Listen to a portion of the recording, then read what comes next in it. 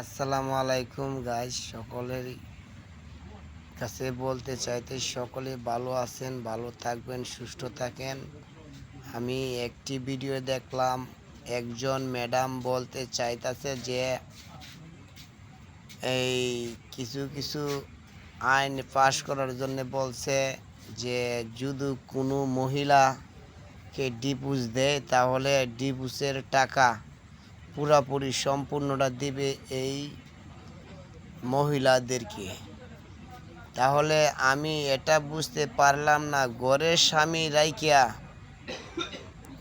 স্বামী রাইকা আরেক ভিন্ন পুরুষ নিয়ে সেই মেয়েরা যদি বসবাস করে তাহলে ওদের সাথে চলে যাবে, তাহলে পুরুষ তাকে দেনমোহর কেন দিবে?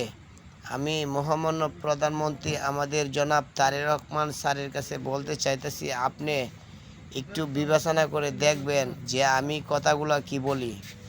আমার উস্তাদ বাউল আব্দুল সালাম সরকার বলছিল যে একটি গান লেখছিল যে নারী এরকম এক জিনিস, নারী বিষাক্ত সাপের চেয়েও ভয়ঙ্কর। এটা আমার মুখের কথা না। তাহলে যদি এরকম করে যদি ঘরের তোমার স্বামী তো কৃষ্ণ প্রেমের খেল চড়ায় রায় গো, তোমার মন বালা চরিত্র ভালো না। আমার উস্তাদ যে বলল যে ঘরে তোমার স্বামী তো কৃষ্ণ প্রেমের খেল চড়ায় রায় গো, তোমার মন বালা চরিত্র ভালো না। যদি তার চরিত্র ভালো না থাকে, তার স্বামী দিন ভরা রাত ভরা পরিশ্রম করিয়া কষ্ট করিয়া টাকা উপার্জন করে দিয়ে যদি 500 টাকা ইনকাম করে বউর কাছে দেখো আজকে বউ কই আনছ, যদি 2 থেকে 3,000 টাকা দেয় তাহলে বউ একটু আসি দেয়, কয় ভালো হয়েছে। টিহা দিয়া জামাই রে ফোন দিয়া কয় আসসালামু আলাইকুম ভাই, কই আছেন? এগুলো আমার নিজের চোখের বাস্তব ঘটনা। জামাইরে জিগা এমনি কই আছেন, যাই ঘরে নাগর ফুটতে রয়েছে, তুমি কবে আইবা? কয় আমি বাজারও, তুমি যাবালা বাড়ির ভিতরে আইবা, একটু রাস্তার থাকতে ফোন দেও।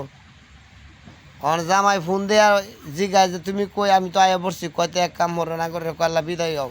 অন যদি এরকম ঘরে যদি নাগর থাকে তাহলে মহামান্য তারেক জিয়া স্যার আপনাদেরকে বলতে চাইতেছি যে আমরা সাধারণ পুরুষ দিনে আনি দিনে খাই, যদি এরকম করে যদি আইন পাশ করে, আর যদি ম্যাডামরা বলতেছে যদি এরকম আইন পাশ করেন তাহলে তো ভালোই।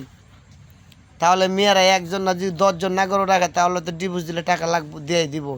ওই বলতেছে বলবো তাহলে যে এক কাজ করেন,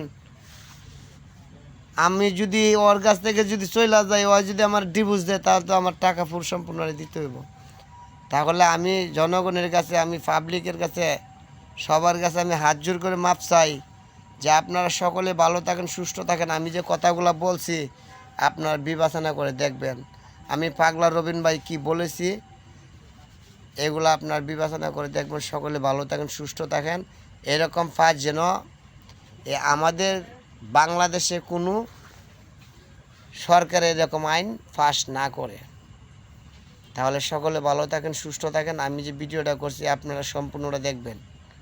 আল্লাহ হাফেজ। আমার জন্য দোয়া করবেন। ভালো থাকেন, সুস্থ থাকেন।